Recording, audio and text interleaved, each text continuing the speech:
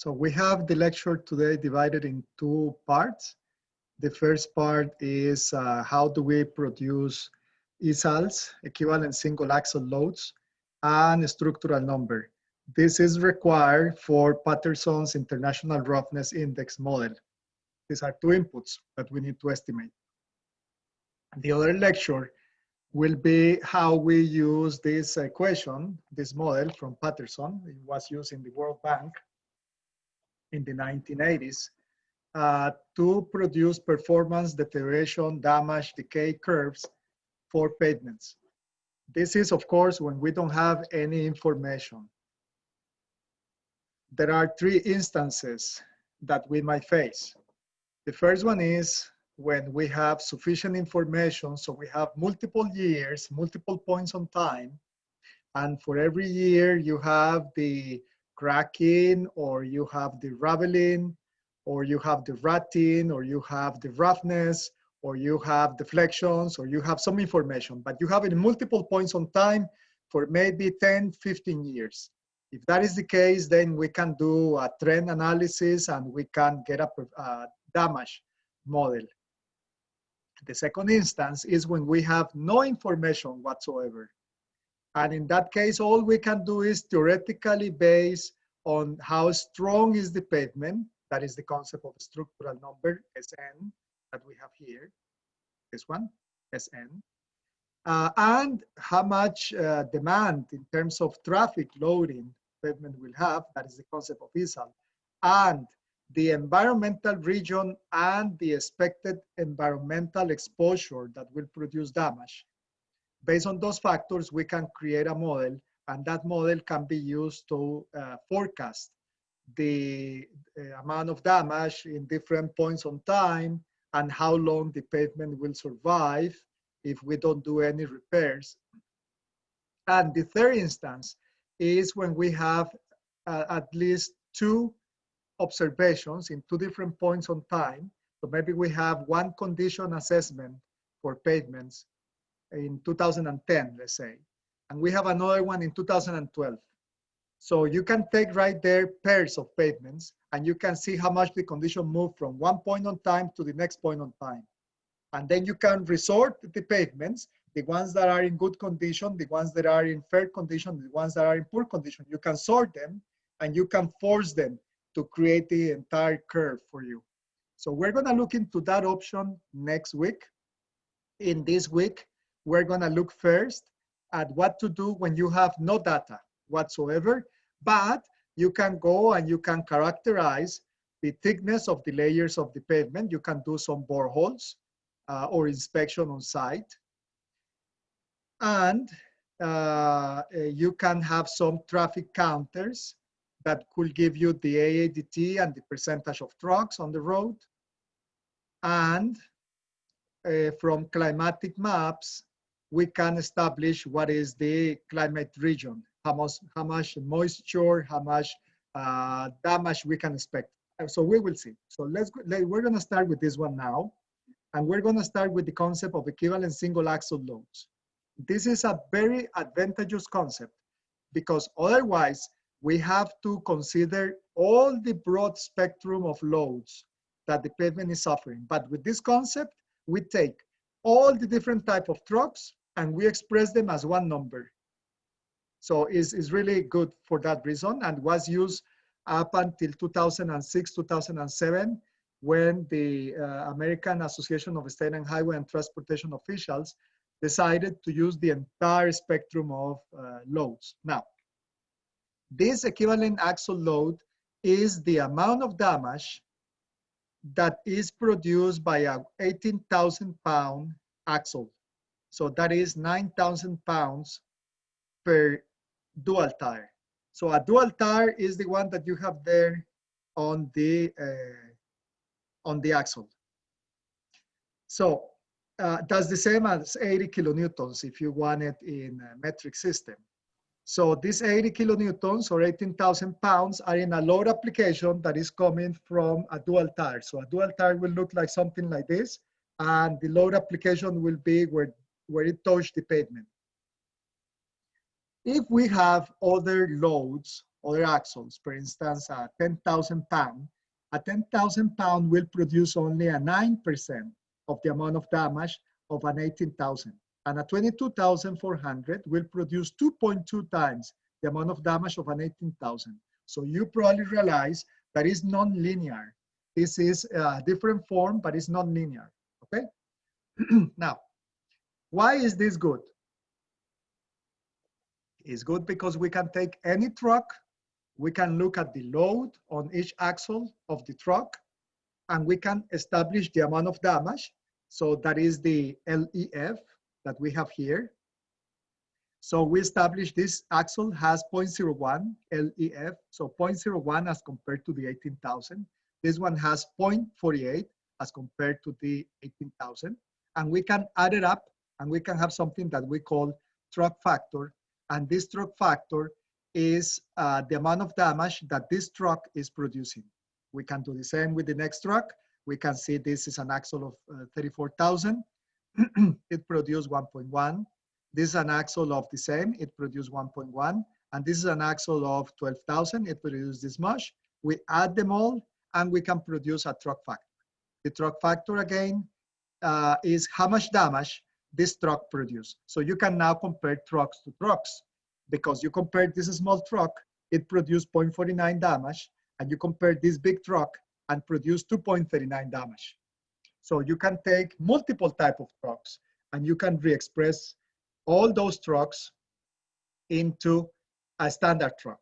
And you can have a number for each type of truck.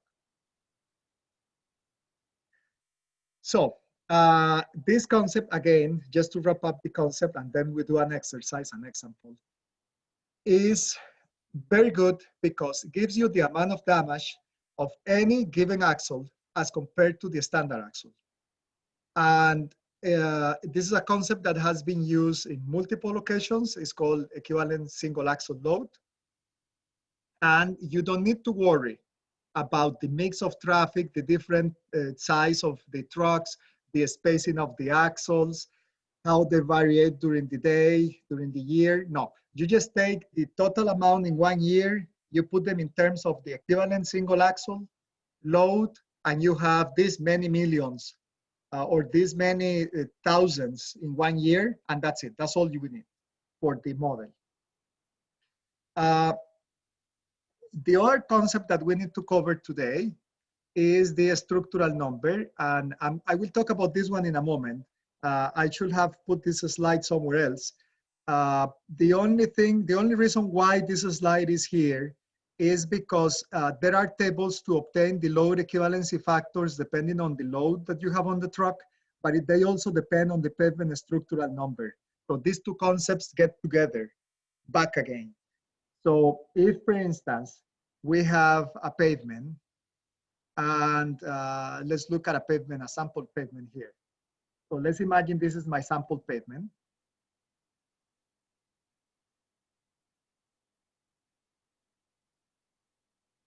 Oh, sorry, no, not this one, this one. Yeah, so that's my sample pavement, right? So this is my layer coefficient. The layer coefficient is based on the strength of the material. I'm gonna minimize this so it doesn't block our view.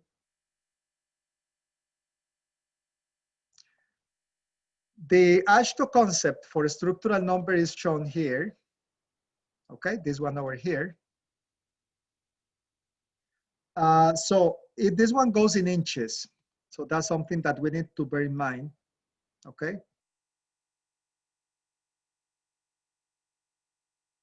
It goes in inches. So we have the thickness of the layers in inches.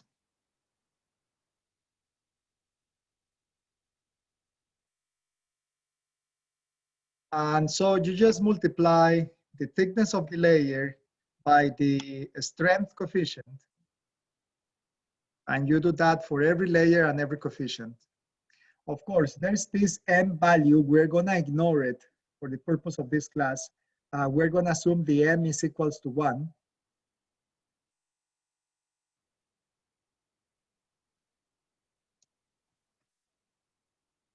That is not true. The M could take somewhere between 0.6 and 1.4. But just for the example we're going to do now, let's ignore that. And so you multiply, and then you make a summation. And you can see in this example, for instance, my structural number is a value of 5.05. So it's a simple calculation that we need to run to estimate this. This is based on the Ashton model. There's another structural number that is given by the World Bank, which is this one, okay? And in this case, you have, again, the coefficient times the layer, the coefficient times the layer, but this time is in millimeters, it's in metric.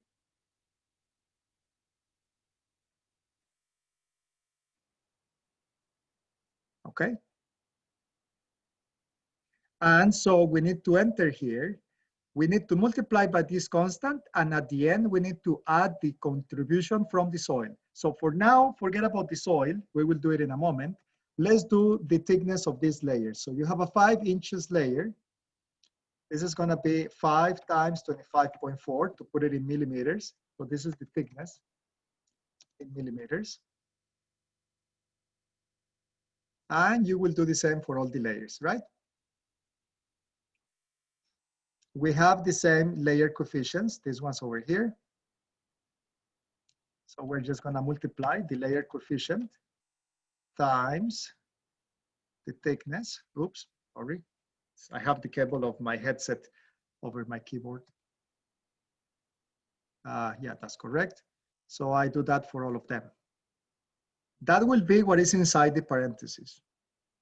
Now I will do the summation of those three. That has to be multiplied by 0.0394.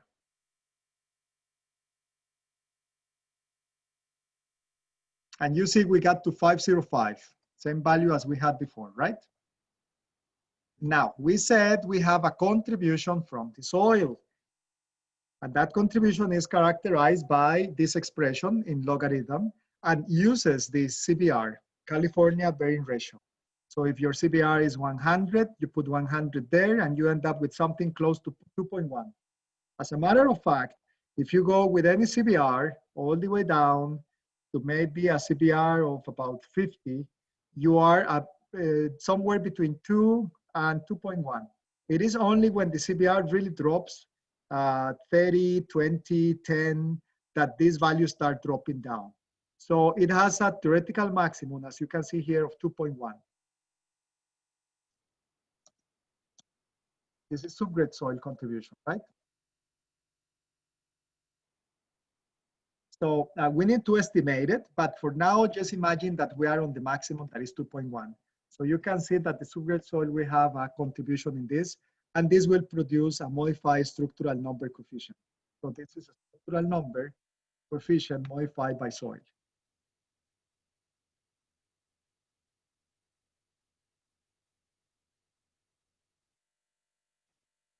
Now, for the tables that we're going to look now, we're using this one, the Ashton. So in this case, for instance, I have a 5 based on this equation. I don't see anybody asking anything. You guys know you can interrupt me if you need to ask, okay? Okay, sir. Now, look at this table. This is the equivalent factor, but it requires the structural number. So here is 5. We have 505, so forget about the decimals. Let's imagine we have 5, okay? We have a passenger car. What is the weight of a passenger car? Total weight. 36. Any guess? 36,000. 36,000. A passenger car. No, it's 1,500. Maybe 4,000 pounds? Maybe 10. Maybe 1 10. to 2 tons, something like that. Yeah, 2 something tons. like 1 ton. 1 ton will be 2,200 pounds, right? That will be 1 ton, roughly. say 2 tons, if you want to make it heavy, is 4,400 pounds, right? Now, per axle, you will have half of that.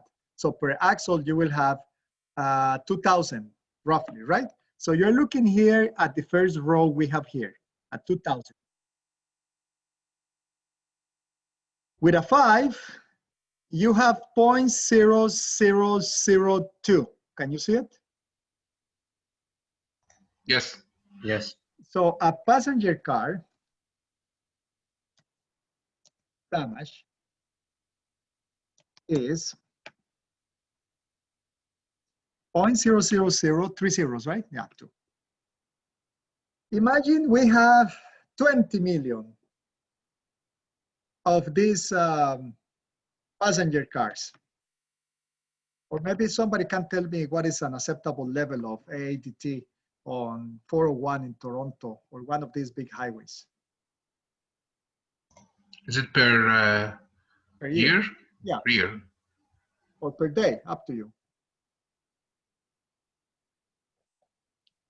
Anybody, Cameron, do you know what is the AADT on any of these big highways? 1,000 per year, 1,000 per day. It's more than that. Couple 100,000 per day? It's more than that. Yeah, Really? per day could be 10,000 maybe. per day. Okay, let's say 200,000 per day.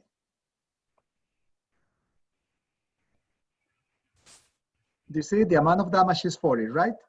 And if in this 200,000 we have a 10% trucks, which seems reasonable.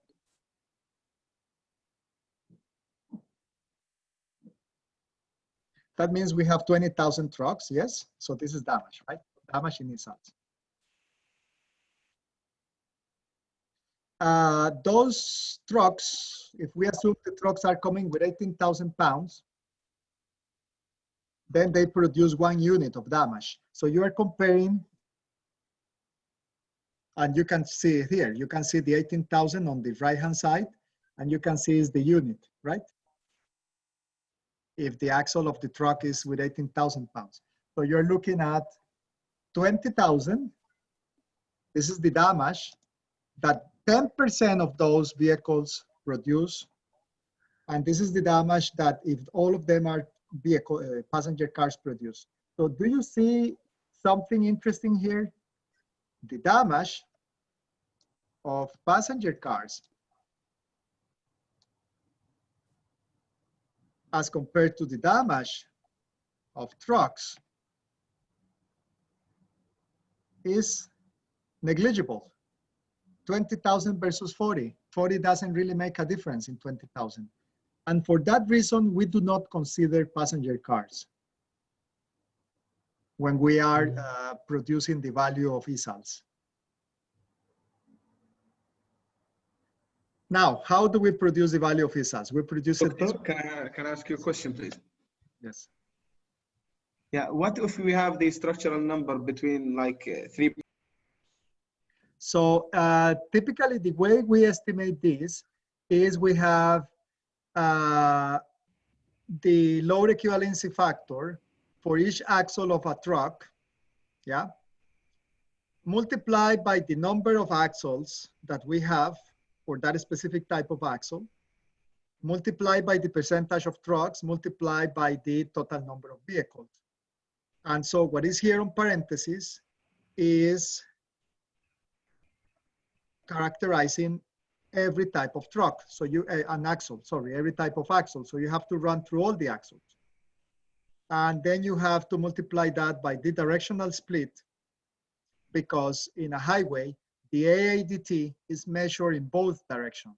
So if you have an AADT of 100,000 vehicles, those 100,000 vehicles are in both directions. So in one direction, you will have DS, directional split, let's say 50%, multiplied by 100,000, so you have 50,000. You also have the LDF, which is the lane, this low lane distribution factor, which is what percentage of the trucks are on the low lane.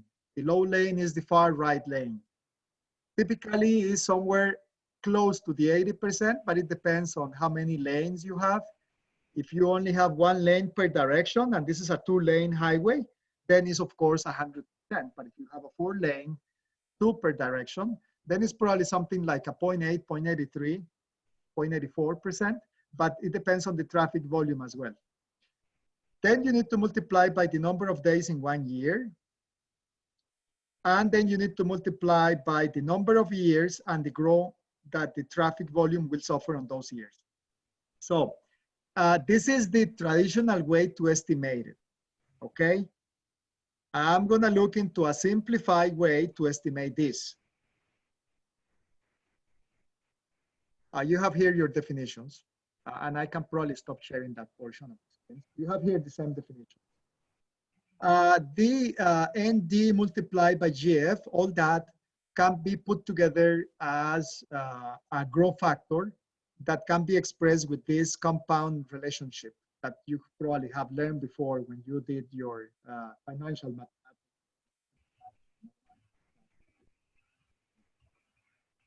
So let's look at an example.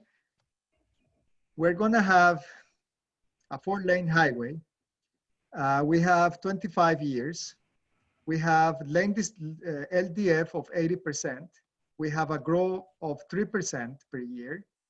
We have 1,500 trucks per day. This is in 2 directions. And we have these axle percentages. So we have 20% 2-axle on straight trucks, 25% 3-axle on straight trucks, 30%, this is missing the percentage, 30% on semi-trailers with 4 axles, etc., etc. And other type of traffic such as buses and garbage trucks and yeah, mostly buses are giving you a 5%. So these are the trucks. This is the same as what you have in this table. So all these 2-axle, 3-axle trucks. So this is your 2-axle truck. This one over here, this is a 2-axle truck. This is your 3-axle truck over here. This is your 4-axle truck. This is your 5-axle truck. And this one is your 5th-axle truck. Okay? And you can see we also have the weights in metric tons on each axle. Any idea where this weight might come from? It's average. Coming from, any idea? How do I know that these trucks on average have 17 tons here and 5.5 here or 10 here? It's coming from weight in motion, okay? It's related to the capacity of the loads which these camionets or trucks can carry. Well, you also have a maximum permissible, but you have weight in motion technology most likely in your system, or you have some weighting stations, and based on the statistics from those sites, you assign these weights here. So Professor? All the ones you have observed, and you get these values. Yes, Cameron? So those weight in motion scales or stations, they actually gave the loading per axle or the whole vehicle? Per axle. Per axle. Per axle? Yes, of course, per axle. Okay. But they also know what type of vehicle it is because they take the distance between the axles, and we have also cameras installed in those locations. So at the end, you know, and you can run a query, and from the query, you know the 2-axle truck, and all of them, you get an average for this axle. Because there could be multi-trailer vehicles as well, right? I mean, these are all single trailer vehicles, but they could be multi-trailer. Yeah, they can capture anything. They also capture your passenger cars, but we don't use that. Yeah, okay. Okay, so guys, first we're gonna establish a truck factor. And this is how I'm gonna simplify the approach, okay? So instead of doing the multiplication here of LEF independently by the PI and all that, I'm gonna shrink this into something I'm gonna call a truck factor, because then I'm gonna take even advantage of that and make it even more simple. So let's take the first truck, this one over here, okay? This first truck has 12,000 pounds and 22,000 pounds on these axles, yes? If we look at 12,000 pounds, so I'm gonna take this one first, yes? If we look at 12,000 and we come here on the table,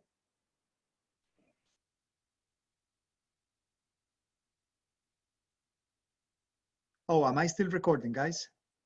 Yes, okay. Yes, sir, you're recording. Yes, I am. No, because I wanna post this later. Okay, so the 12,000 is gonna be here, right? Let's keep the assumption that we are in a structural number of 5.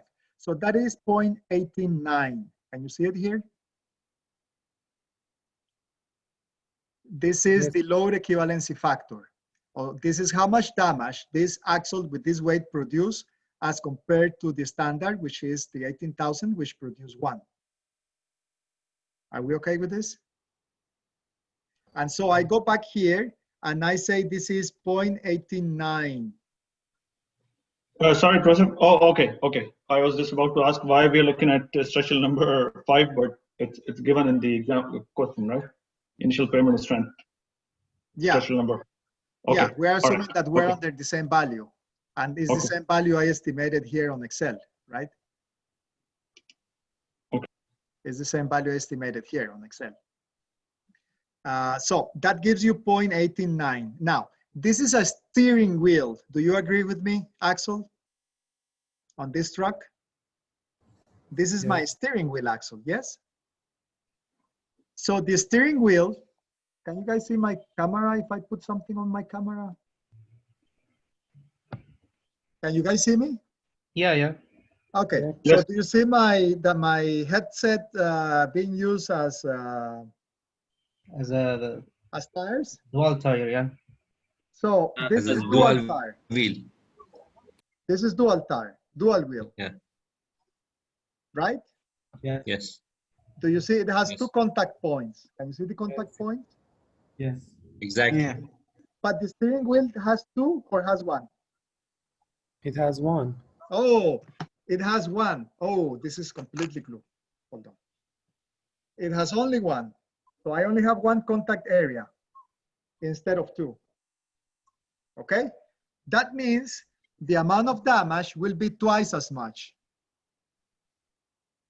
because I have half of the contact area.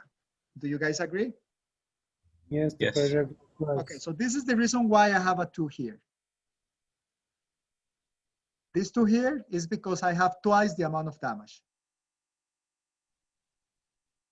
That only happens on the steering wheel.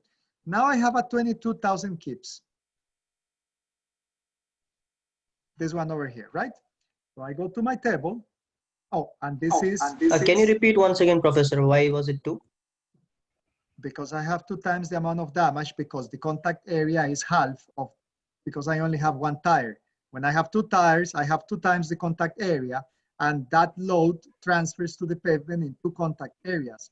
But when I have only 1 tire, the contact area shrinks into half. And so the amount of damage doubles. Okay? Got it, Professor. And anyhow, I'm recording this lecture, so you will get it again. So this green one, the 22 kips, and it's a single axle dual tire, right? So it looks like this, 2 tires, 1 axle. So we go for that one in here, and we have 22,000, we said, right? So my 22,000 are here. I have 2.18. 2.18 is the amount of damage, and I put here 2.18.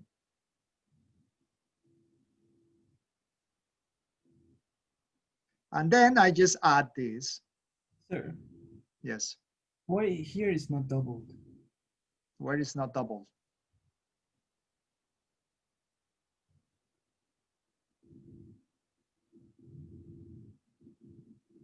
And I get 2,558. Where is not doubled? The second one, because we have the same story for the back. No, you don't have the same story. The back of the truck is dual tire.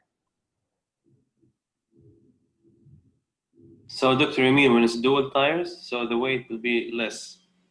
That's why we don't add to number 2, right?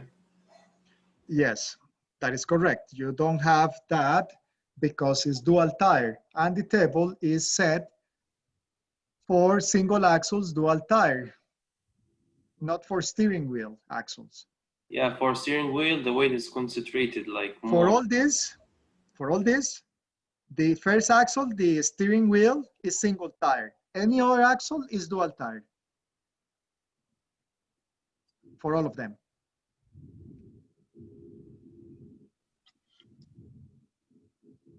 All right. Excuse me, would you please explain PT, P and index T? No, I cannot explain that now. It means terminal serviceability. It's the amount of condition that the pavement will have, given that the maximum serviceability of the pavement is typically something along the lines of 5 or 4.75, roughly. So it's a measure, it's a scale that they use for the service life of the pavement. If you want to know what that is, I have to tell you that in the other class, in pavement design. But if it changed, we have to change the table. Yeah, if it changes, well. you have to change the table, but you have provincial standards, and in the provincial standards, you know what is the amount that they use as terminal serviceability, and therefore you know what is the table you need to use. Okay. Thank you. Okay, guys. So I have another similar table for tandem axles, but it's not the same. The tandem axle will be when you have two dual tires, very close proximity, like this one that we have here, or this one we have here. This is tandem, or this one here is tandem, and this one here is tandem. This one here is tandem. This one here is tridem, because you have 3 tires very close to each other, and it's dual tires. So you have 2, 4, 6 tires. In a tandem, you have 4 tires in 2 axles, very close to each other. And so we do the amount of damage of them all together. The point is, guys, that we will estimate the same for every single truck. Is it clear, the calculation, or do I have to do it for another one? Oh, that's clear. Maybe I just do this one. This is 40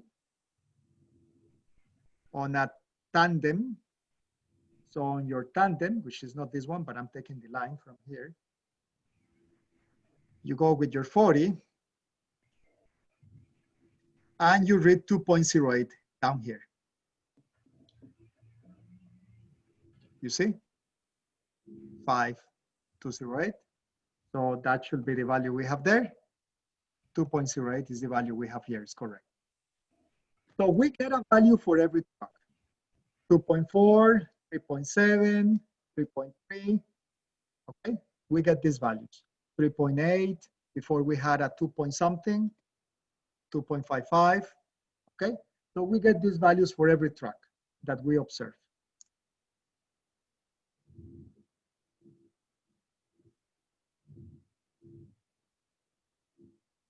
So we have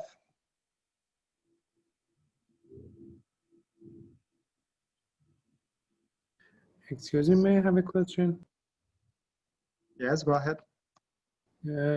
This damage is for the fully loaded trucks, or the empty trucks is important or no?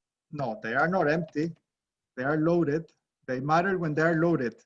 When they're empty, they don't have as much weight. We will also have them in the mix of vehicles, but this is when they're loaded. Oh, okay, thank you. So this is what we have, guys. This is the vehicle type. And we have others, which we say is buses and something like that. We have our truck factor. Yes, and let's see what are the truck factors we establish. This is 2.558.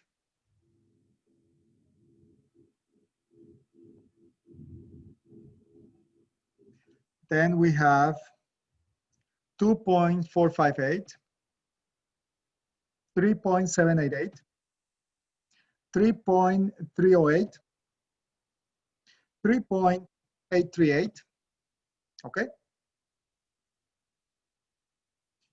We can probably estimate something similar for the others from statistics or similar calculation. I'm going to put a value of 1. Probably it's less than that. Okay, let's keep a value of 1 just for now. We also know that we have how many trucks? We said we have 1,500 trucks, right? Hi, I think in the question you gave the track factor for the others as 0.65. 0.65, okay, thank you very much.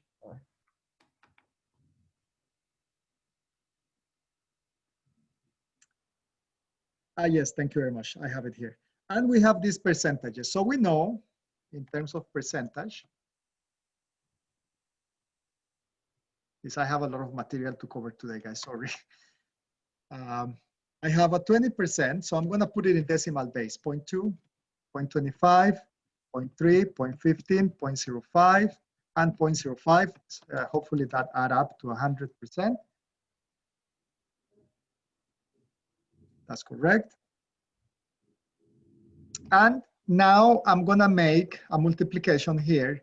1,500 trucks by 20% will give me how many of this axle, of these trucks. This is the 2-axle truck, right? I have, and I will multiply by the amount of damage that the truck is producing. Okay, so this is amount of damage produced per truck. So this is the 2-axle truck. This is the 3-axle truck. This is the 4-axle truck. This is the 5-axle truck. This is the 6-axle truck. And this others is most likely buses, etc. So this will be damage times, or truck factor, percentage times the number of trucks.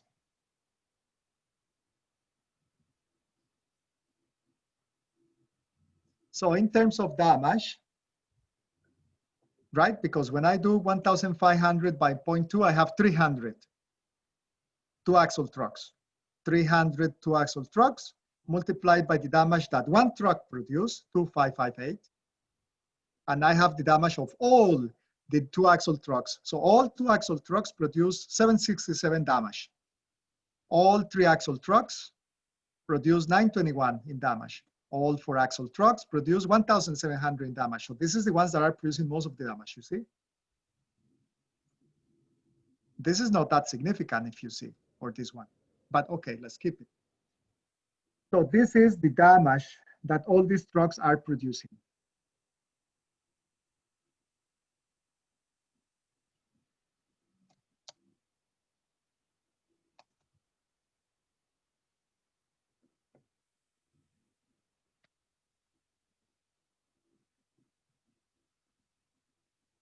And it's in one day, right?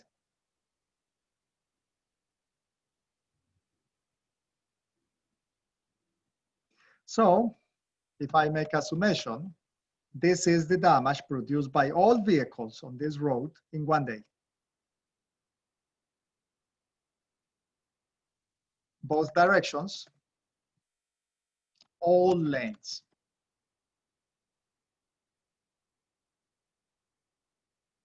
Do you guys agree with me? Yes. Now I have a directional split, and we're going to assume it to be 50%. And I have a lane distribution factor.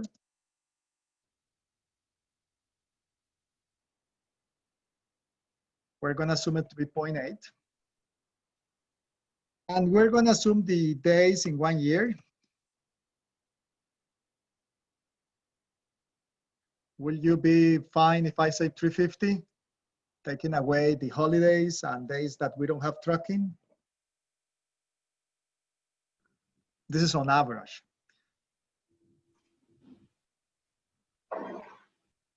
Actually, I can have these values here. So I'm gonna do this multiplied by 0.5. That will be then all vehicles, the damage of all vehicles in 1 day in one direction. If I multiply by 0.8, will be the damage of all vehicles in one day, in one direction, on the truck lane. If I multiply by that, will be the same in 1 year. So this is damage of all vehicles in 1 year on the truck lane, the low lane, low speed lane. In one direction. Yes, in one direction.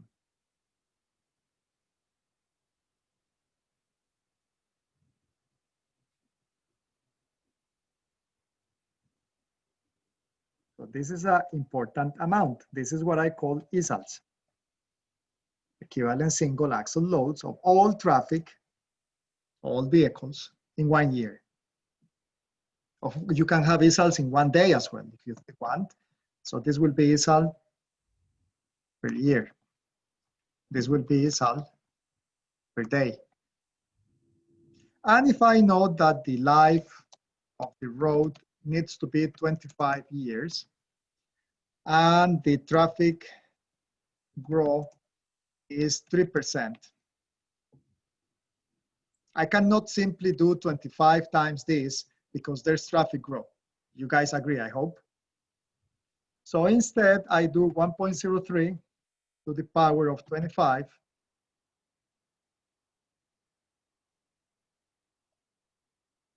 minus 1 divided over 0.03. I'm going to keep that on the screen for a moment. So that is the factor that we talk about.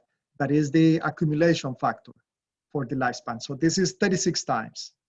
So I multiply this by 36 times, and this is going to give me the total accumulated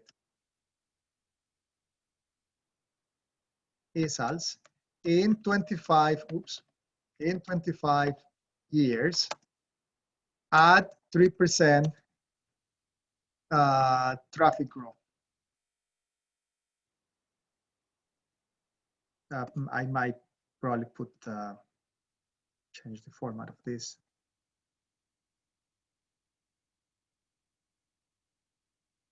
Yeah, decimals are not really important. And I have in 1 day, what is it, 600,000 per year?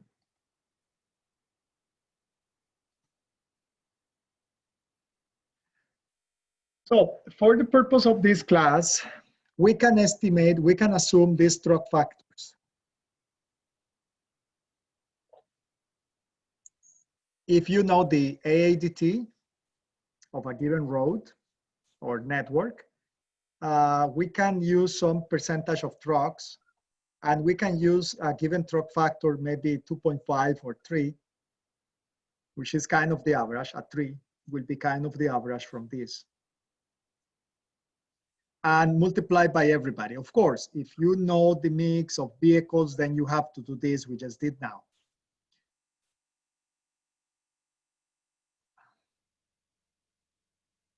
Well, I already put the definition next to it, so this will be the concept of ESALs. Any question, guys? I have a question. For ESL per day. Okay, so I'm just going to back up and quickly mention, sorry, because I was not recording, that we will look into empirical. That is when we don't know any explanatory variable, but we do a best fit of the data that we have. Mechanistic, that is when we have the explanatory variables or causal factors that produce the damage on the pavement, like the elastic modulus, the Poisson ratio, and so on. And we use that to create a model that has a structural form to do that. Deterministic is the way we represent that. That will be one line. And stochastic will be the way we represent that. That can be a matrix or can be a curve with 95% or 90 or 80 confidence interval. And then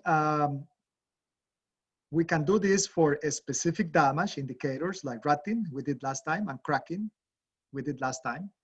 Matter of fact, we can do it. We can do it even now.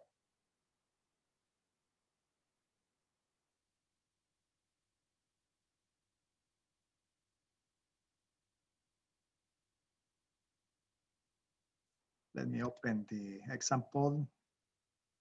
So this is rotting, for instance, measured somewhere. I post this online.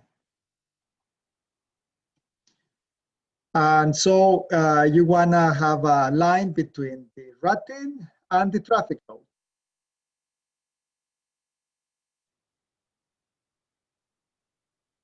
And now you got 3 lines, probably because you have different type of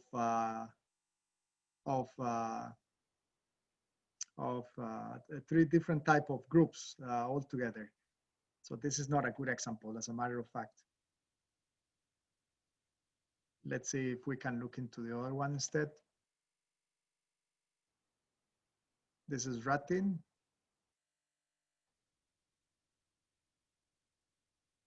That's the one I was doing, no? Or I was doing cracking.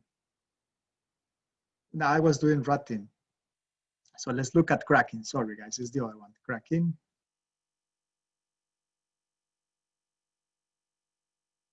So we can look at cracking. Let's say we have these cracks and we have these results. So we can try to plot them. This is a better example. So here you have your cracks and you have your results here. And you can just go directly at a trend line.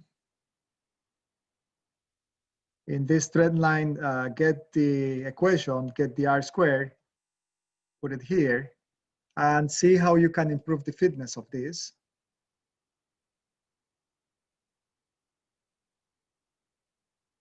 So with a linear, we have R squared of 0.27. With exponential is 0.29, so it's a little better. Logarithmic is drops.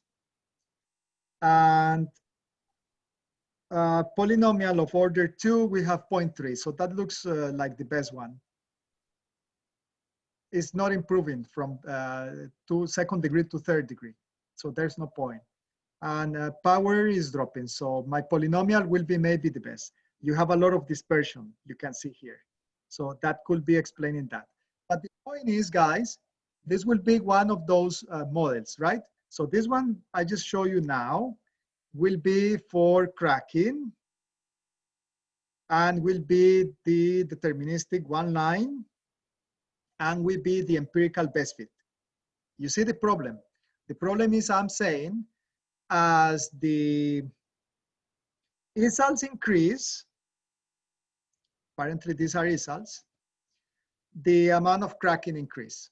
And is roughly supported by this trend, but I'm ignoring other elements and I don't have an equation that really characterizes how results are related to cracking. All I'm doing is a best fit.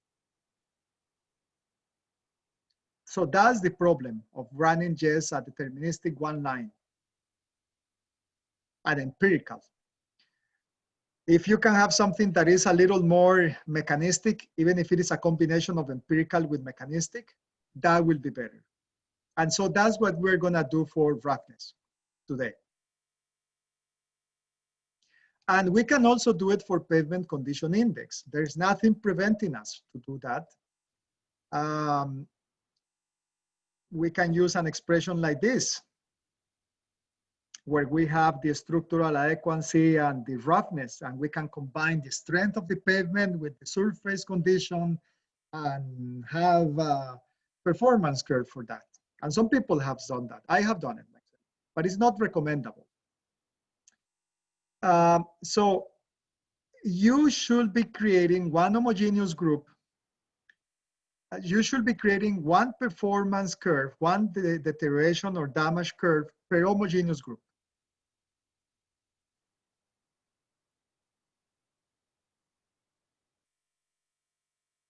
One curve per group. Because if not, that is the case that happens with the rotting for us. Do you remember I did this one just now? This is fake data. This is data I just create myself. So what does it look to you guys? What if we only have this over here and we don't have the other information? Then it's clear that this is one group, this is another group, and this is another group. So maybe this one is higher level of ESALs or more more hazard environment with more freeze-thaw cycles, more amount of moisture. Maybe this is drier, or maybe this one is experiencing a stronger structure and this is a weaker structure. So this seems to belong to different groups. So that is the reason why you have to create groups first, so that you make sure you have pavements with similar characteristics. Similar characteristics for the type of material. So either they are flexible or rigid. You can also create a performance curve for gravel roads and paved roads. Traffic intensity is important because it's not the same having one road that has 200,000 trucks per day or vehicles per day as compared to another rural road that only has 1,000. They will not deteriorate at the same speed. The environmental region is important. The strength, which is the thickness, we're going to try to capture this somehow. That is also important. And do you guys think the level of distresses is important? And I'm saying no. Why? Any ideas?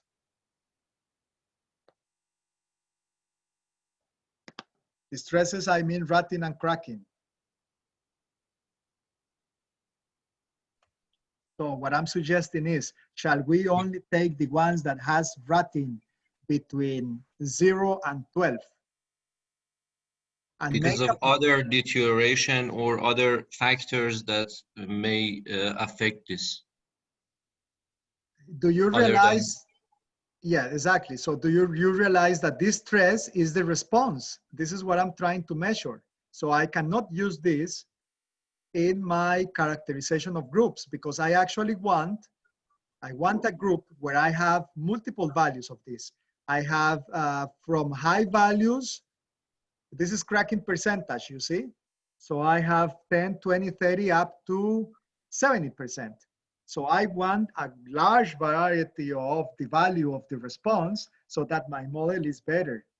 If my response is restricted only to a little range here between 10 and 20, then my model is very limited and will fail to represent the entire life because the pavement will live somewhere between 0 cracking all the way to maybe 40, 50% cracking. Basically, we are developing the performance curves for like a separate curves for rutting, separate curves for cracking, right? So, yes. So those are different deformations, right? Yes, of course. You will prepare different from each of these. So it's going to look like this. I can show you another example.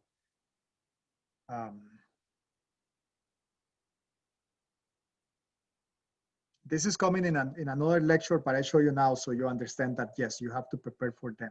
So you have to prepare one from structural decay. You have to prepare another one for rutting. You have to prepare another one for cracking. So you need them separately, okay? You need to create those performance curves. All right, let's go back to the lecture. Oh, yes. If you do it for pavement condition index, then you need to be sure what is that you have, and it's rather better to have one performance curve for whatever is inside separately.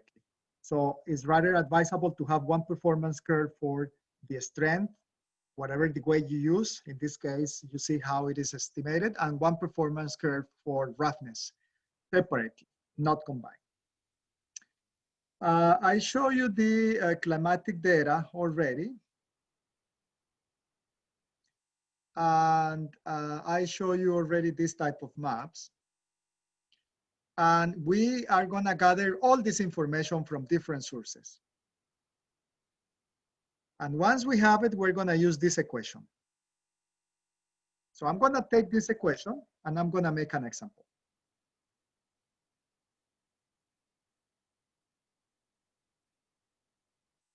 I'm going to continue with those ESALs we had before, okay?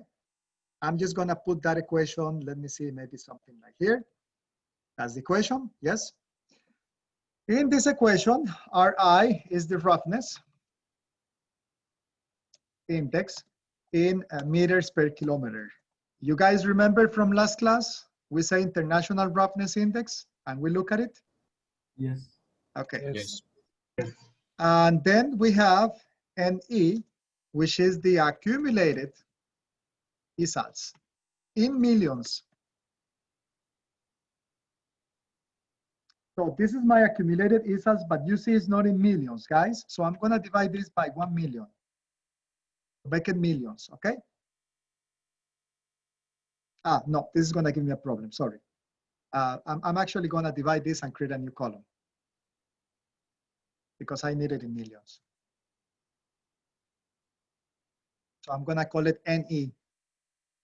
Oh, let's just call it NE. SNC is my structural number coefficient.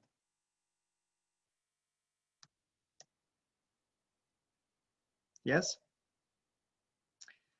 And as a matter of fact, we already calculated. We have it here. You can use either of these two. I'm gonna use that one.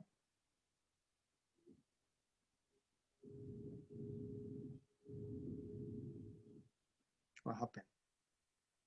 Hello? Oh, this froze. No.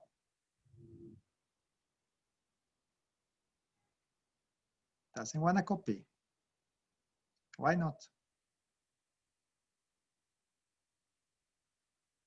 Okay, my computer is a bit stuck.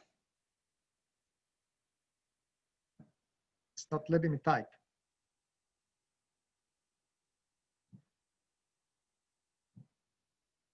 Guys? Okay, I'm gonna close this, guys, sorry. I'm gonna have to close and reopen. Computer got stuck there. Gonna close this just for now. Let's say save it. Save. Okay, I'm just gonna reopen that, guys.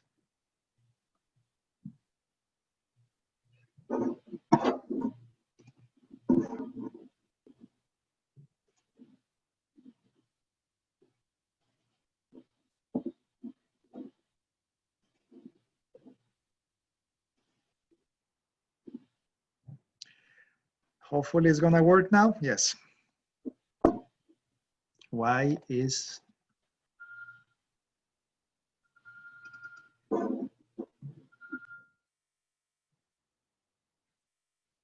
okay, it's working now.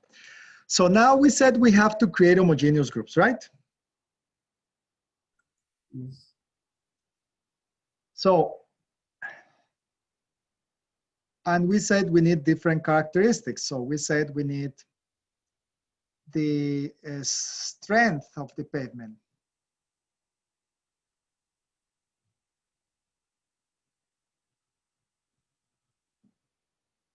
And that is here on my structural number. My traffic loading.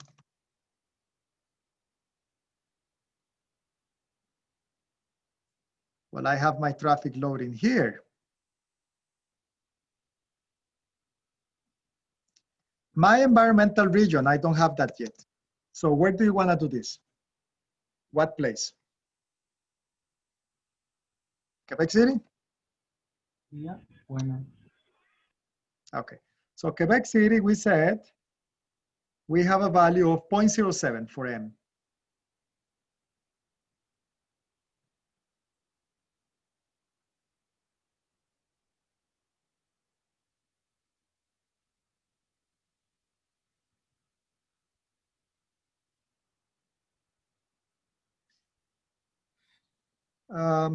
What else do I need? Ah, the constant A. We need to calibrate that, guys. This can only be calibrated when you actually have data. Do you believe me if I tell you it's nearly to 50 to 60? Okay. I have calibrated that before. So for now, please ignore that value. If you need it for your final project, you can use that. So what is my initial roughness, Ri0? We haven't talked about that.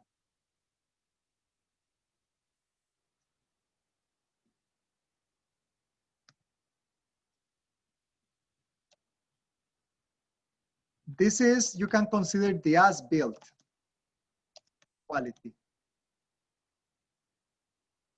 So you can go into a database and you can see what is the initial roughness that you have in the as-built. For now, if you'd let me, the RI0 we can say is 1.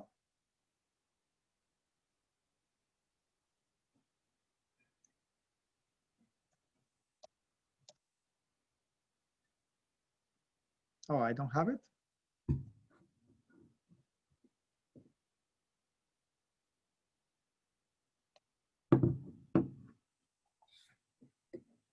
I thought I had RI here in this computer.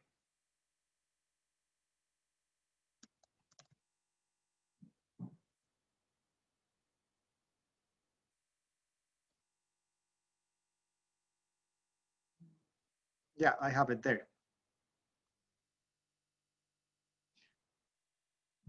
Let me close some of this stuff.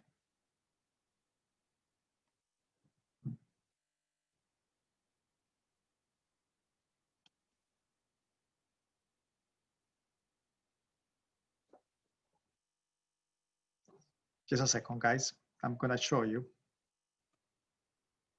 Okay, let's continue the preparation here. I show you just to show you that RI equals to 1 is a reasonable value.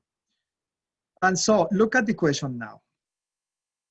This will be my roughness, right? Or my RI.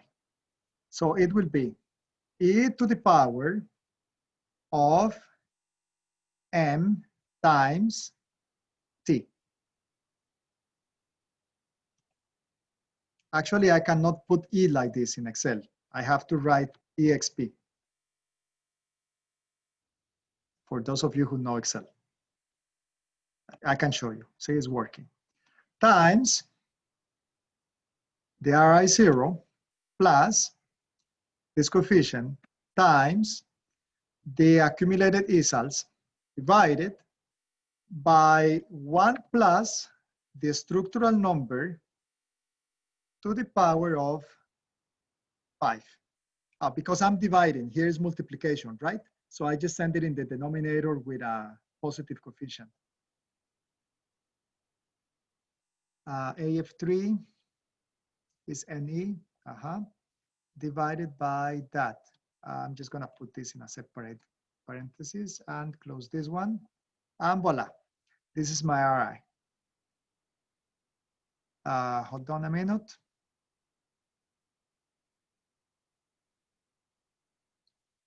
The M value is this, the A value is here.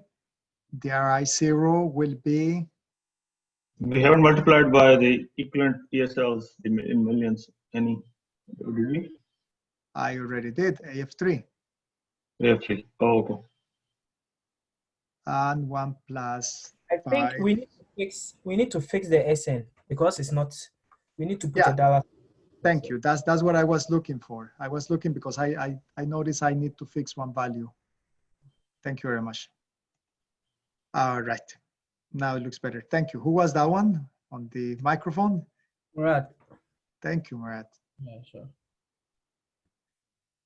So we have a progression of RI. Hopefully by now I can show you RI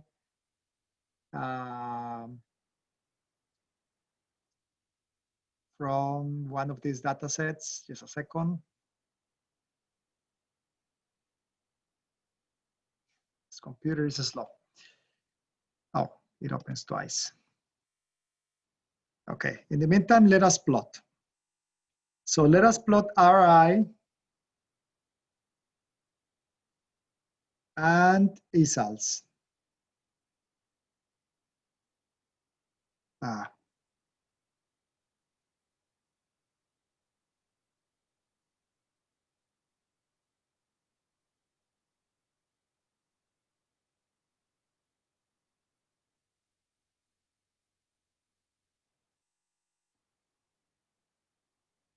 A nice theoretical curve.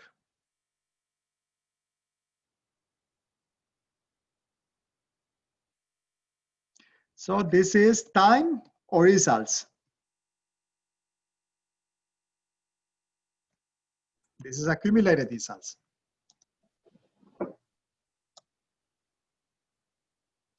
Is time embedded in there? I hope you did notice that it is. And this is International Roughness Index in meters per kilometer. This is for.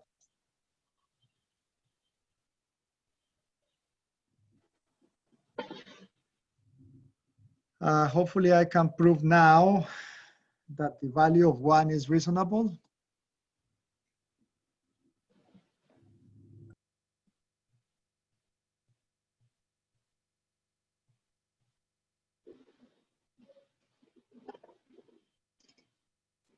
Okay, apparently this is RI from 2017. And I have on the left center, and this is the average. 0.83, 0.89. You see, this is my minimum, 0.83. This is across, how many points? 33,657 data points. 0.83 is the minimum. Okay? Of course, it depends on the country where you are. That will be the quality of how good contractors can go to bring this number down. But it's reasonable to assume 1 is the minimum. It could be more than 1. Of course, it's going to be more than 1. More than 1 is going to happen when the contractors are very bad. You are in, I don't know how to call it. Even Costa Rica now is because they have enforced quality standards. But before, we used to have 1.5 as the minimum.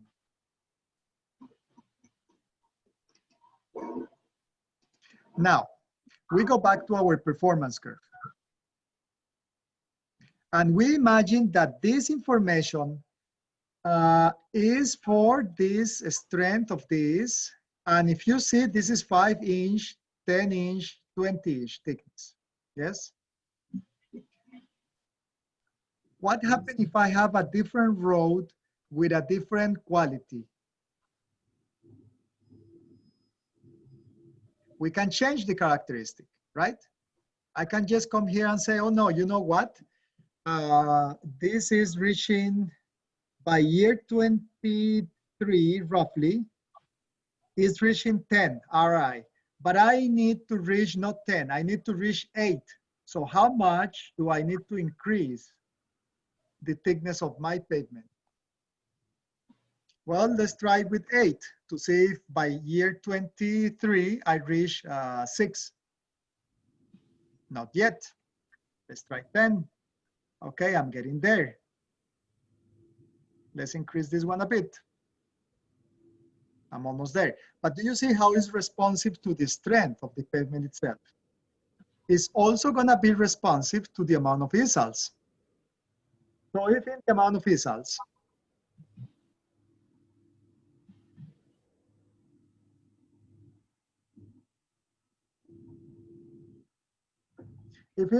easels that I have here at the beginning, because really this is the input I have, right? The rest is calculated from this one.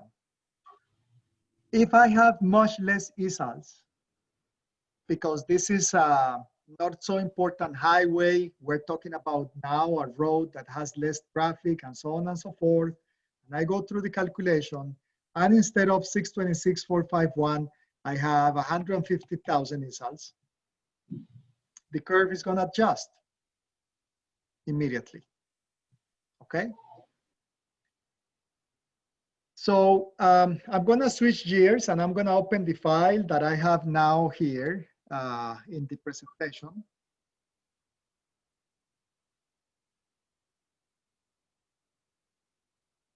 So we have an example here.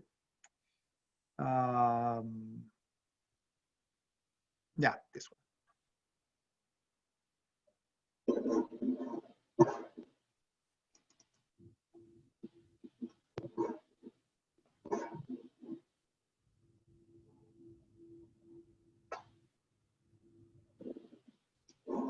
So this is one that I did maybe 10 years ago for a municipality in Saskatchewan.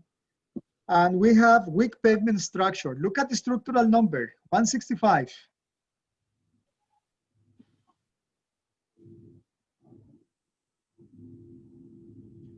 A strong structure was almost 4 in that place.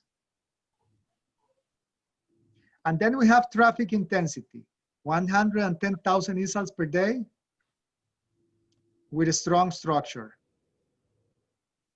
We had also, how do I hide this? We had also a strong but medium traffic intensity, 60,000. And we have also strong with very light traffic intensity of 25,000. And these were the curves that we were getting out of that. We had, of course, weak structure with light and medium traffic intensities. And we also have one of the highways with a slightly stronger, but this was the highway just in the outside of the town. So this was not really part of the road's responsibility of the town. And you can bring all of them together. And this is how you produce performance curves for each homogeneous group. So you have your weak pavement structure and light traffic intensity, which will give you this model here. But remember, it's a weak structure. You have your weak structure with medium traffic intensity. You have your strong and light, strong and medium, strong and high, and you have your performance curve for each of them. Now, what is the problem on this? Problem is we are departing from this thickness. And the thickness, we need to go and check that thickness on the site. We are also assuming certain values here. Not so strong pavement, 0.22 as coefficient, not so strong base, 0.09, and quite a weak sub-base. And the soil is not the best, 1.6. If you remember in the lecture I showed you before, that 1.6 will correspond to a rather weak soil. You see here, 1.6 will be a CBR of maybe 15. It's a weak CBR. Traffic growth. You need to come up with a traffic growth. I'm being very aggressive here because it's the highway. But for the local streets, I am using a rather lower value of a 2%.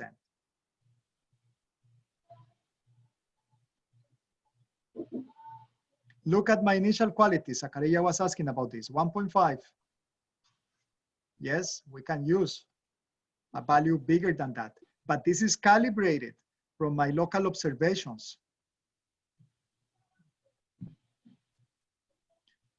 Okay? Guys, I still need to do 2 more examples. So if you have questions on this approach, let me know. So, Professor? Yes. So, I mean, we had this data and we plotted all these beautiful curves and all that. So, I mean, how are we going to use them and like, what is telling us? You have to be patient. I haven't Okay. gotten there. I'm jumping ahead. I need 3 more lectures. I can show you now and I can answer all right. those. Not gonna make okay, no, that's sense. fine. That's fine. I was just curious. It's gonna come into a decision-making system where you're gonna say, if I do nothing to this road and I wait 5 years, how much will it deteriorate in 5 years? Assuming that I'm right here in this point right now. And then based on that, you know it's gonna go to this point here. And then you try to match that back to what you do when it's at this level of condition. If it is still the same that you will have done this year before.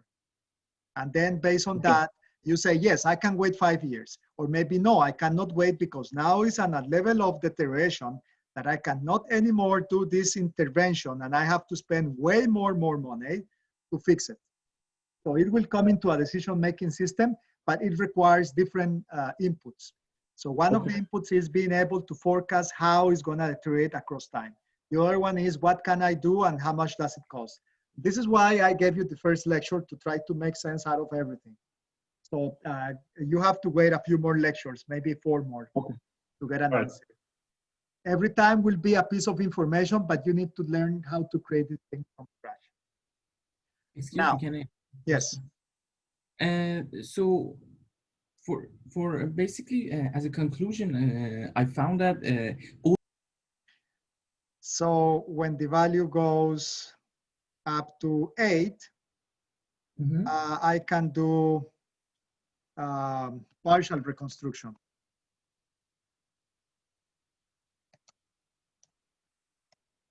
And when the value goes beyond that, I have to do full reconstruction. But this is the topic we will cover in 2 classes from now. And the level of tolerance based in each country and each province is different. This is the topic we will cover in 2 classes from now. Yes and no. Okay. It depends on the indicator. Yes, they have slightly more tolerance in certain indicators. In other indicators, they have way more tolerance. Thanks a lot. Okay, so I'm gonna close this one now. And I'm gonna close this one now. So we're gonna stick to these 2 examples we have here, synthetic data for routing and synthetic data for cracking. We are gonna open Stata. So I hope you guys have installed Stata. It's gonna open like this. Maybe the first time will take a little more because I might need to install some extra stuff.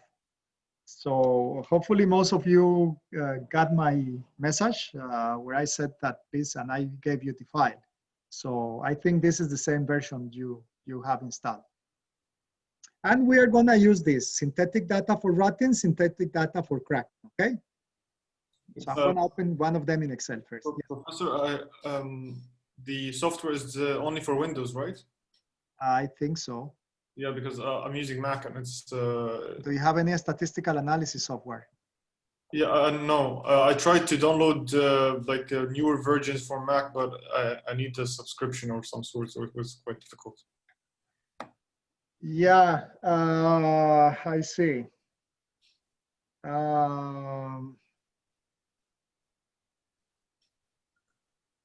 Yeah, you can then alternatively remotely control one of the computers in Concordia and use Minitabs. Oh, okay. Do I need to use the program now or just?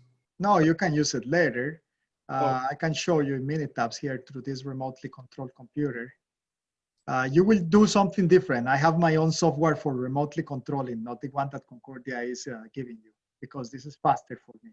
No, yeah, for the one you used before, when you did the remote control for. Yes, but this is Minitabs, so you know. I'm gonna open now. So this is Minitab, okay? This is available and free. You will take your Excel and you will dump it here in this Excel spreadsheet portion, and then you will go into statistics, regression, and then you will go into regression here. Okay. Okay, but I'm gonna do the same with Stata, so I might come back to this one. Okay, perfect. So if you're using regression, Professor, if you're using regression, why can't we use Excel? Multivariable. Multivariable, okay. I can try. Okay.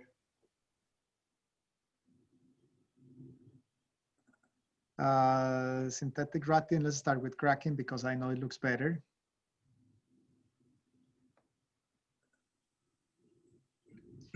Yeah, so, okay, if you want me to do it in Excel,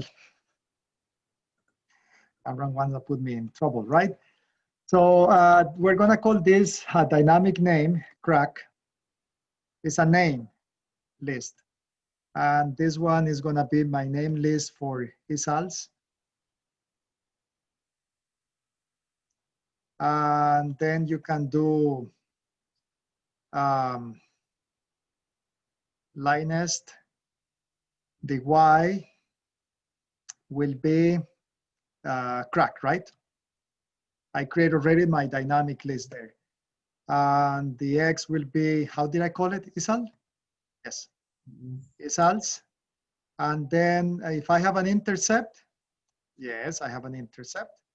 And then if I wanna return the statistics, I guess true. Now, problem is this is a matrix. So this is your coefficients. This is your standard error. This is your R squared. And then you have your degrees of freedom. And you see how I'm making things complicated to you? Of course, you can go and then you can embed the same that we did before. Knowing what is everything, you can go and you can take the embedded portion.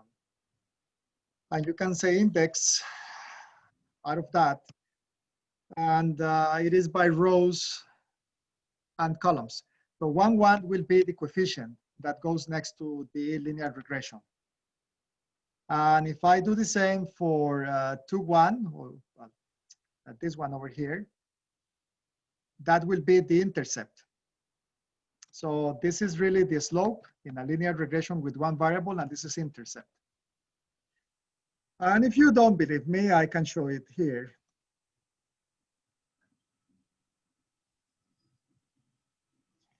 So I say linear regression, and you see 0.0277, 0.0277. 0.0002, 0.000175 is rounding it up. And the R squared 0.2752, 0.275193 is the same.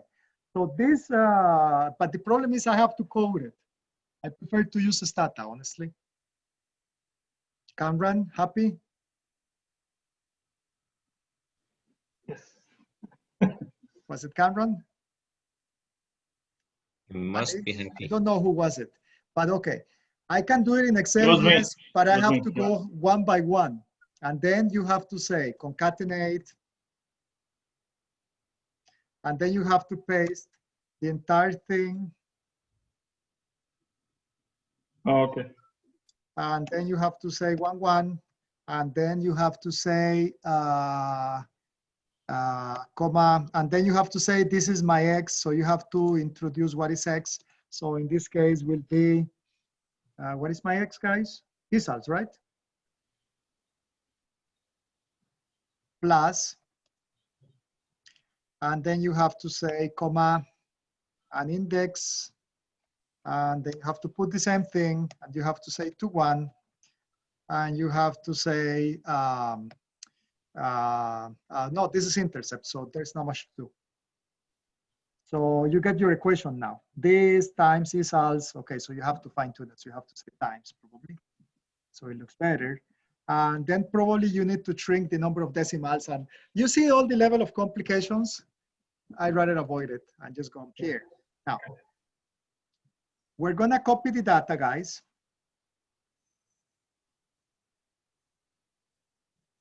Okay. I'm gonna copy the data.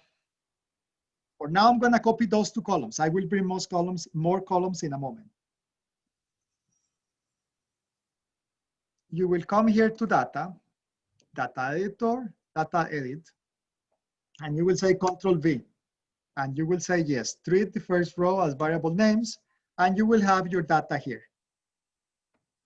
And then you can just say regress and click on the thing. So you click on Y, you click on the contributory factors or X, and you click enter, and you have your coefficients.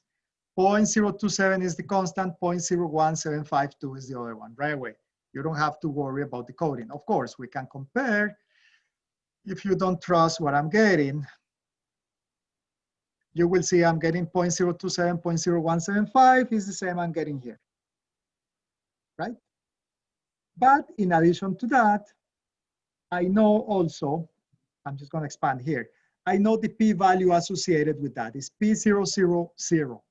That means it's a 99.9999999 confidence interval that this is correct. It is correct. But much more than that, I can take more variables.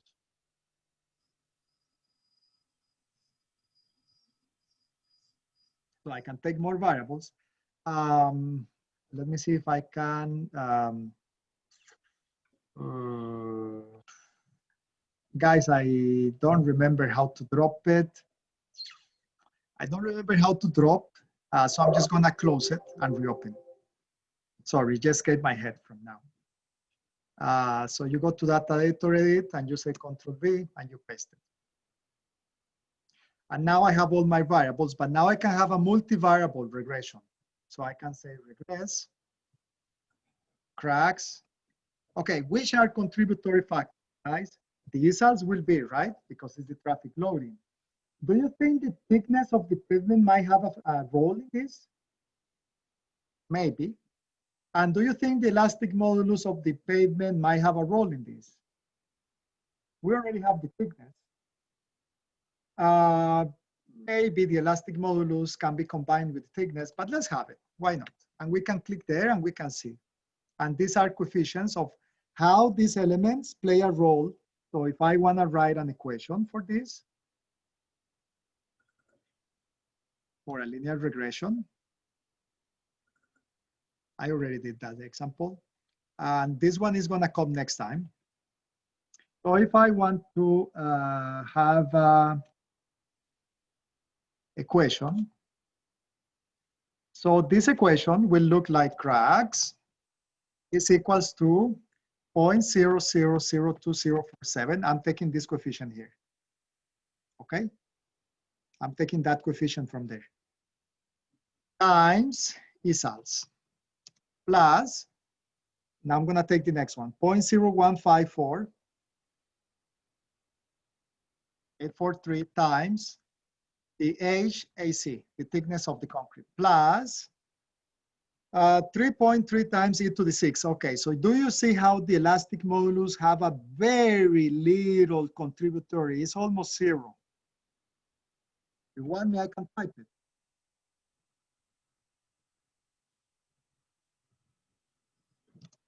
It's almost zero. And then I have a constant. It's actually minus. So it's not plus, it's minus. So now I have an equation that is describing my performance model.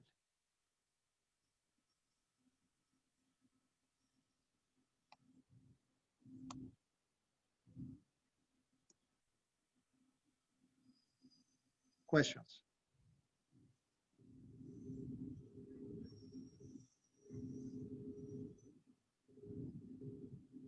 Is it clear? Of course, you can have a more complicated functional form. This is a linear relationship.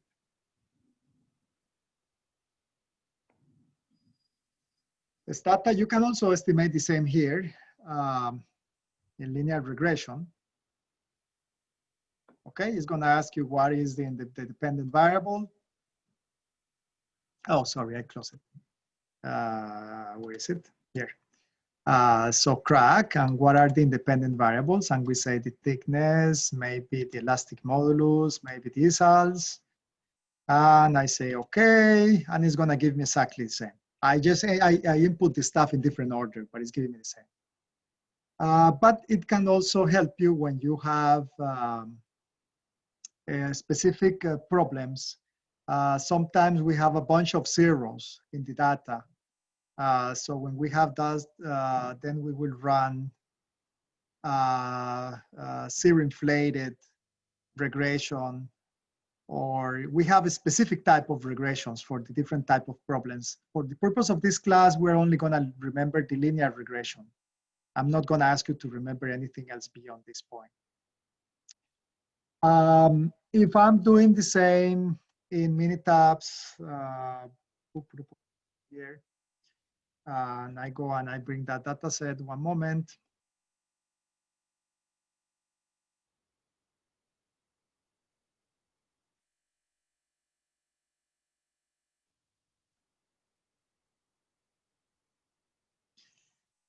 And I bring this data set.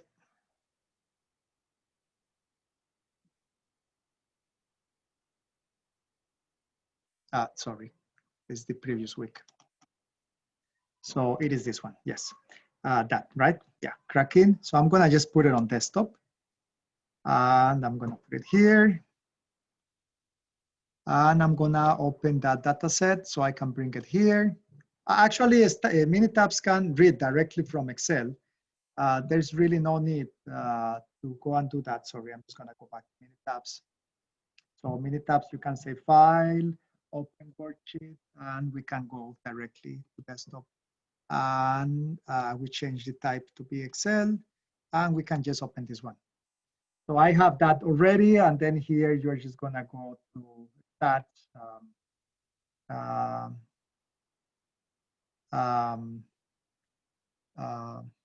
regression. Sorry, it's because it's very tiny. Regression, and then you can say the response is crack, and the predictors are ESALs, and maybe the elastic modulus, and maybe the thickness. And I say go ahead, and it will give me the coefficients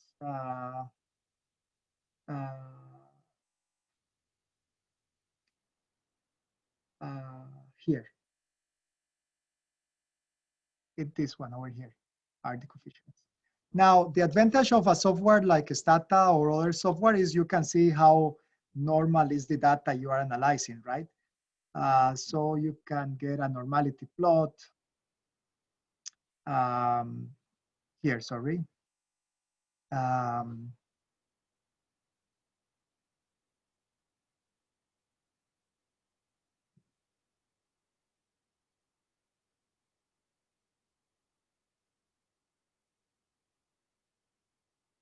I think it's that one. I can't remember. Yeah, it's that one.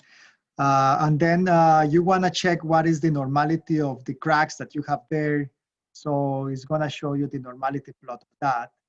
And so you know that it's not very normal. So that means right there that probably the linear regression is not the best.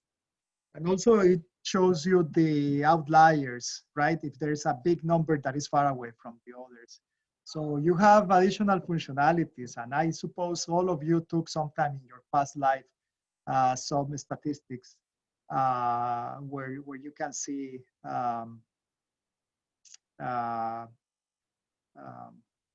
you can run different tests to see if this is good. Otherwise, you go for the nonlinear regression, and in the nonlinear regression, you can establish your response, and then you can establish what is the form that this will take, but you will have to define it. So for now, we're going to ignore that, and we're going to assume that everything can be estimated for a linear regression. Okay, so that is for those of you who might use Minitabs. I said I will do 2 examples. So this is one. I'm going to do the other one now. Is it clear? I'm going to do exactly the same, but for routing. So this is my routing. This is temperature. This is accumulated ESALs. This is elastic modulus. This is routing, and this is thickness of the layer. So I do the same. I can just go and copy that. There's a way here. I cannot remember. It's a drop asterisk. I can't remember if that's the case. Yeah, that's the case.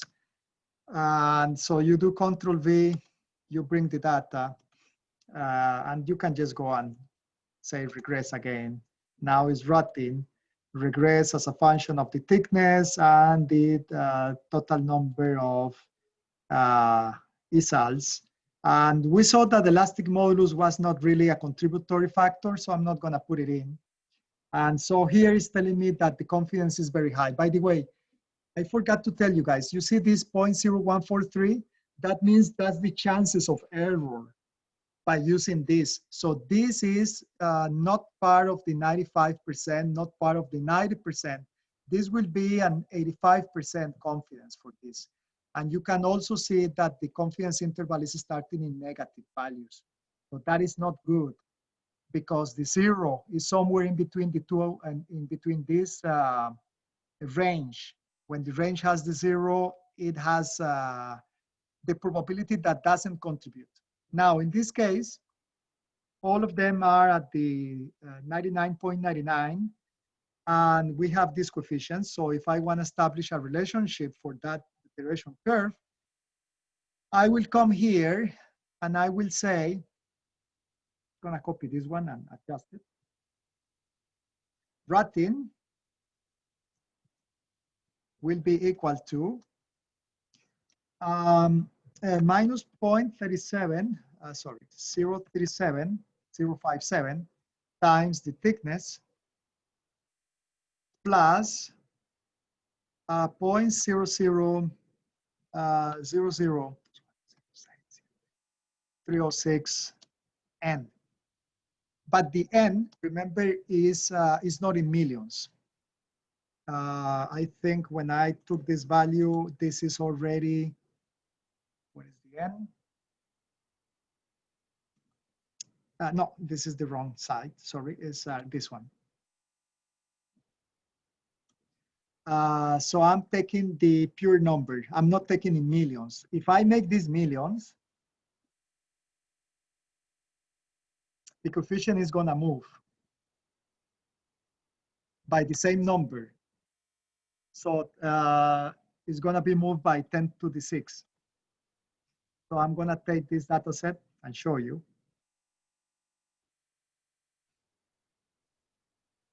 Just remember the coefficients we have here, okay? I'm just gonna drop everything.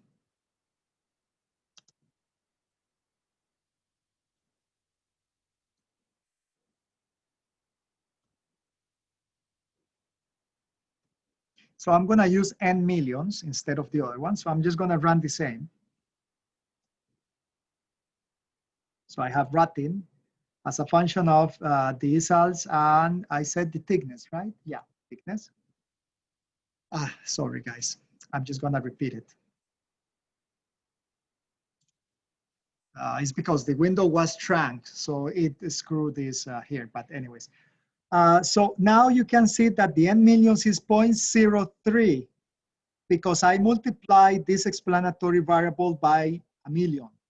So this is the same as 3 times 10 to the minus 2. This is 3 times 10 to the minus 2. Before, it was 3 times 10 to the minus 8. So the difference is the 10 to the 6 that I multiplied that coefficient. So if you want to do it that way, maybe better, then you can have all this gone and this n, but we need to remember that this n is now in millions. And I have a constant, I think. My constant is 0.44. This is still not the best thing we can do, because the best thing we can do is consider all these elements, how they play a role in my deterioration. Are you guys tired? I can keep this this next one for next class. Maybe that's best because it's 43 now. So we have another 25 minutes of class.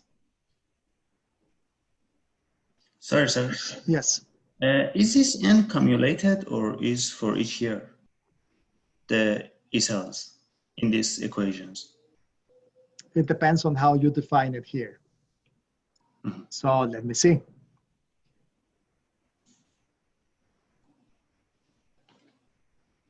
Apparently it's accumulating, but it could be a cross-sectional. So it's not clear from the example. Assume that it's accumulated. Yeah, thank you. Because the damage has to be accumulated.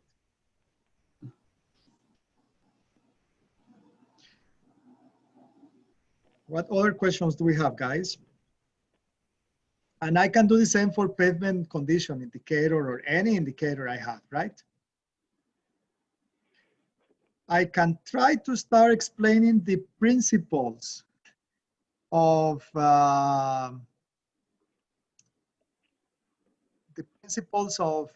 this software that I want to show you. Are you guys tired? I can keep it for the next time, or I can try to start now. It's a little more difficult because we're gonna code something. Excuse me. Yes. how we can validate our equation, how we can understand that this equation is the best. Only with among... observations, only when you have observations. So when you have observations, you take the actual observed amount of damage and you try to match it to calibrate the equation. We can't do it theoretically. No, theoretically has been done before. This equation came from a calibration they did from data from Brazil, Tanzania, and a group of South America and African countries. This is how they define this equation. Okay. The problem is they have a coefficient A, and this is a coefficient, this -5, but it's the most popular.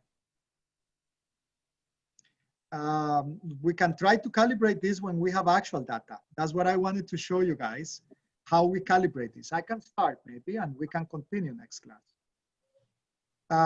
So I'm gonna close this data. Professor? Yes. And also, I mean, we have to check basically the sanity of our equation and the coefficients that we are getting. Is it negative or positive with the correlation, right? I mean, yes. If we are expecting positive correlation and we are getting negative coefficient, that means something is wrong with our equation. Yeah, which actually happens with the last one. You realize? Yeah. Where was it? One of them came negative. This one came negative. Yeah. We're not expecting this to be negative. Thank you, Kamran. That is correct. That's a problem. This one looks fine. Why do you think this is coming negative?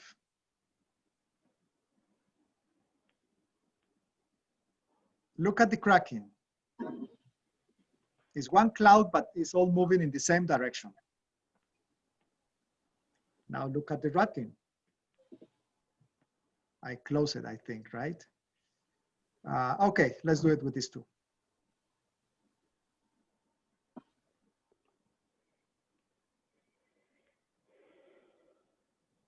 I have data from 3 different animals in there, all mixed together. This is the reason why we have that coefficient negative.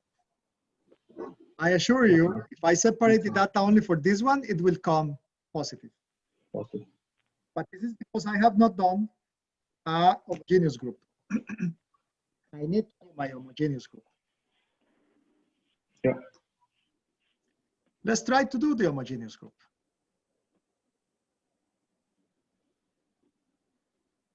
What is the maximum that we have in millions? What is the minimum? Let's see.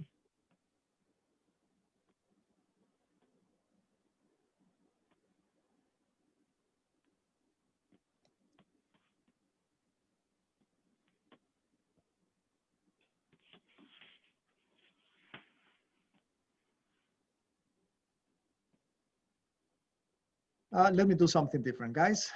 Data. View, sorry, it's in view. Free space, top row. Just gonna go all the way down and get some summary statistics here at the bottom.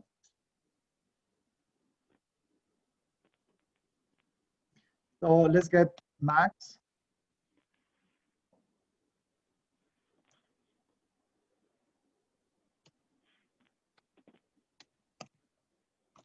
Min.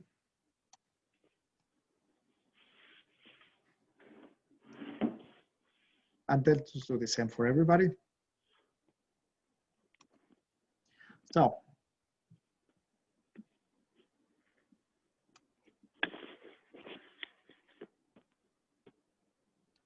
the thickness.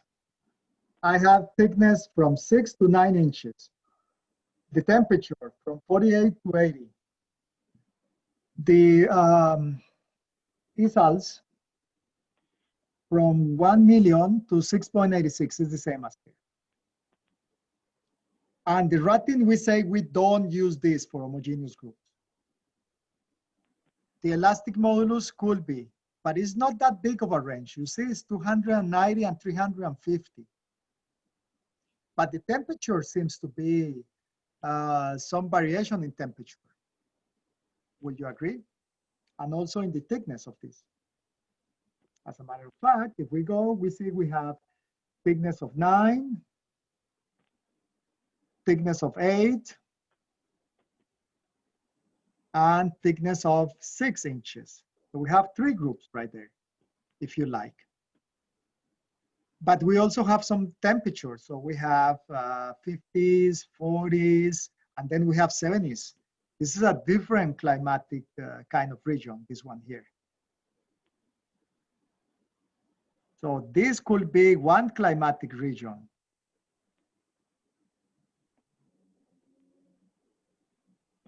While this one could be a different climatic region. You see the difference, right? This is in the 70s, and this one is in the 40s and 50s.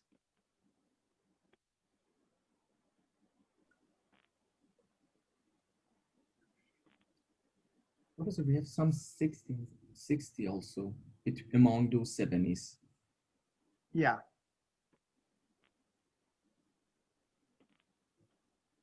Yeah, but yeah, you have some all the way up to 80.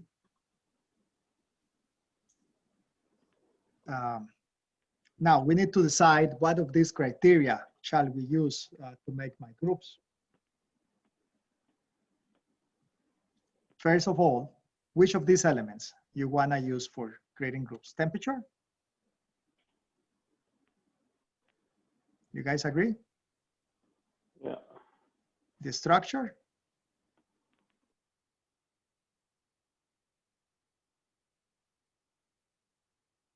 How many groups?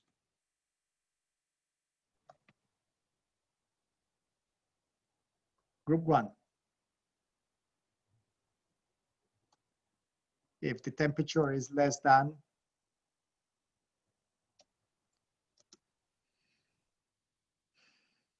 55, I don't know. Group 2. If the temperature is more than bigger or equal, well, this is strictly, so more than 55. But then this is only based on temperature, right? If we are gonna use the thickness, do you guys wanna use the thickness? Because I have a clear 6 here. You see? And then I have 8 and 9. So maybe 8 and 9 can be one thickness, and 6 can be another thickness. Or maybe we don't wanna separate by thickness. I don't know.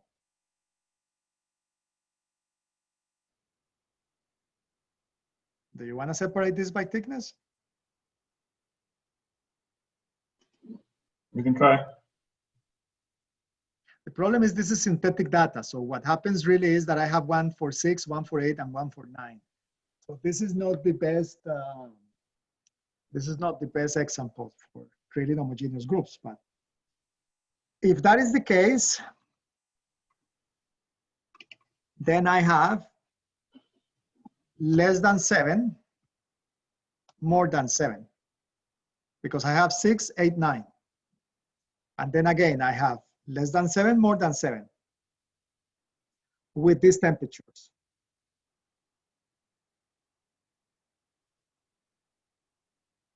So does that mean, sorry, can I ask a question? Yes, yes. So does that mean, let's say, if it's more than 7, does the temperature have to be more than 55, or it'll be a subgroup thickness more than 7 for temperatures, either less than 55 or more than 55?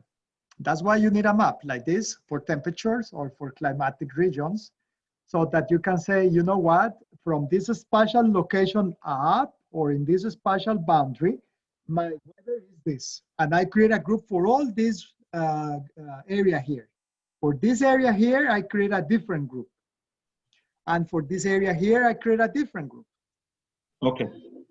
So we're kind of blindfolded. You should actually be looking into some spatial distribution here for temperatures at least. For thickness is different. For thickness, let's say we can have that. Now we have the amount of ESALs, but we know more ESALs, more routing. So I wouldn't probably use ESALs in this case. And we have from 1 to 6. I can probably don't do it. Let's just do it like this. Minitabs will be better for doing this, but we can also do it here in Excel. So we can put some filters, and we need filters for this too, right?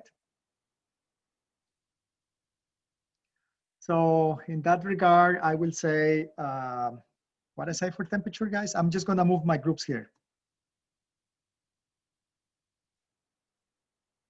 I'm gonna get that here, probably. I say less than 7. So I have my 6, right? And oops, I lost that, sorry. Let me remove the, yeah. And now I want less than 55.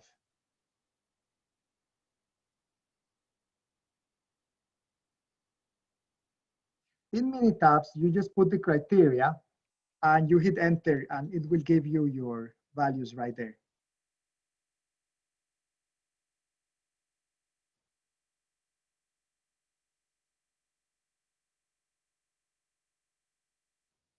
Okay, that's the last one. So here I have my first group. So I will come and select this.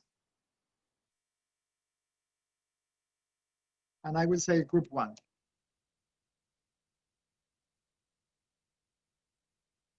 Oh, I need the headers, eh?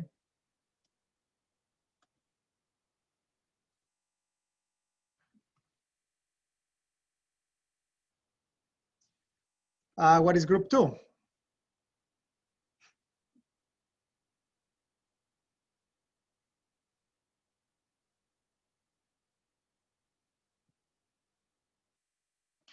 So group 2 is more than 7 and more than 55. This is not good. Do you mind if I reverse these two groups?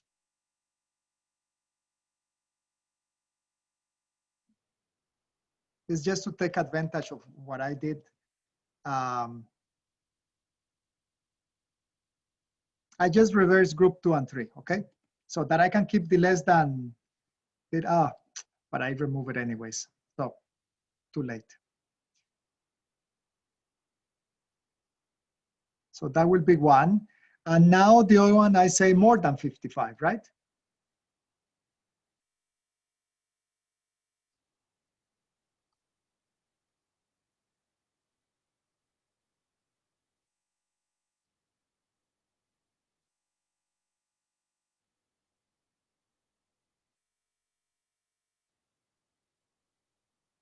Okay, so that will be this because 7 starts here.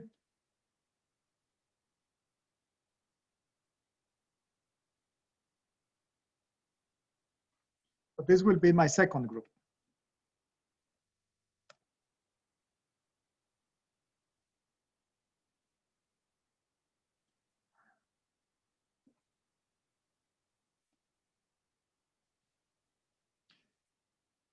And the next group.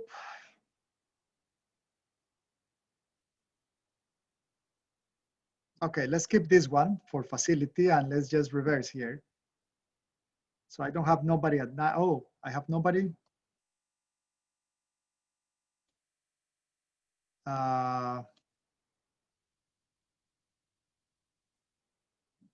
So I need the 8 and 9. And oh, okay. And I want to have, okay, 67 and more. So the 55 is gone, more than 55. So this is already the group. So that's good.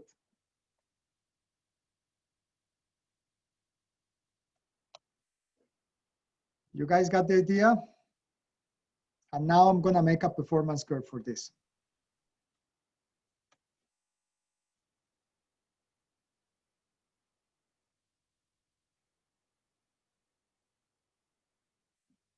So I go again. I can do it here if I want. I can just do routing and this. Maybe I can do a simple linear regression with only one factor.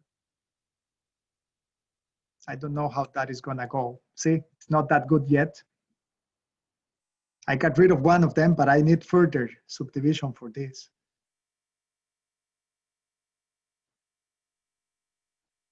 The difference between this and stata, sorry, sorry guys, I choose all, it selected all the rows. The difference between this and stata is in stata you can have multiple factors. And in this one, you can only have one. In Excel, I mean. But of course, now if I put a trend line to this, it's gonna look nice. Or if I go into stata to get values for this,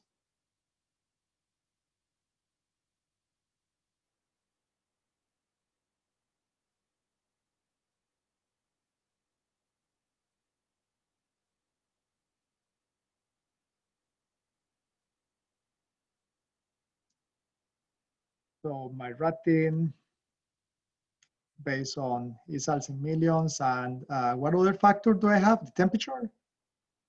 The thickness. What was it? The thickness. Temperature and thickness. Yeah, so the thickness is omitted because I only have one value probably, so only the results is important. And it's coming positive.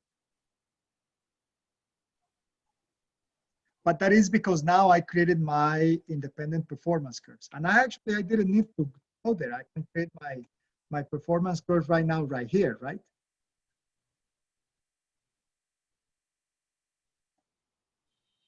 Which has an almost perfect, but this is because I created this data. This is fake data.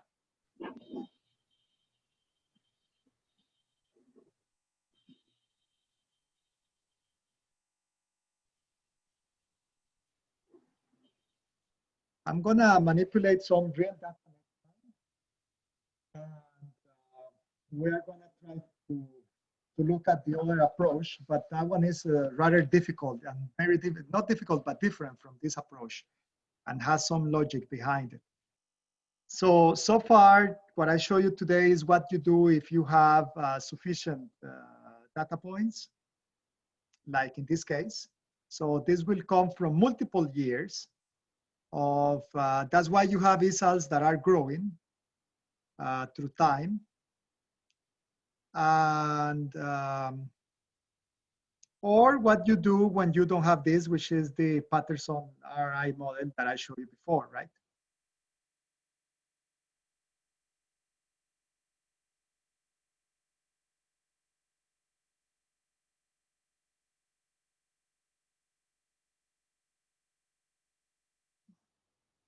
Yeah, so once again, guys, we did this one. With this. I actually didn't do the stochastic. We will keep it for next time. And the mechanistic, I didn't really did it. So we're gonna keep this for next time. Okay? Okay. Too complicated? It's not complicated so far, right? You all took statistics, I suppose. So we're just doing a simple linear regression to try to make a fit.